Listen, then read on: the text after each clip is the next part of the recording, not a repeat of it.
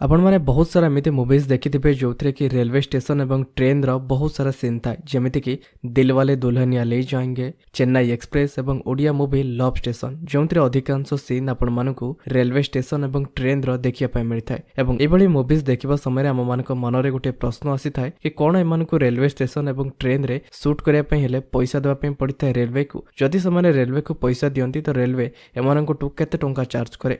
एवं आपण जानिले आश्चर्य हेबे कि रेलवे तार अलग अलग ट्रेन पाई एवं अलग अलग स्टेशन पाई अलग अलग चार्ज करिଥାଏ एवं एमिति कि रेलवे तार गोटे गोटे सूट पाई लक्षाधिक टंका मध्य चार्ज करिଥାଏ। जमितिक उदाहरण स्वरूप जदि गोटे सूट पाई 4टी बगी एवं गोटे इंजिन थिबा ट्रेन रो आवश्यकता हुए तो एथिपाई पाखापाखि रेलवे गोटे दिन पिछा 50 लाख टंका चार्ज करिଥାଏ। ता संपूर्ण भाव डिपेंड करे रेलवे उपरे। रेलवे तार मानदंड अनुसार अलग अलग चार्ज करिଥାଏ अलग अलग ट्रेन रो लोकेशन एवं ट्रेन रो पॉपुलैरिटी को नै। सेही भली स्टेशन कथा जदि कहबा तो रेलवे तार गोटे स्टेशन रे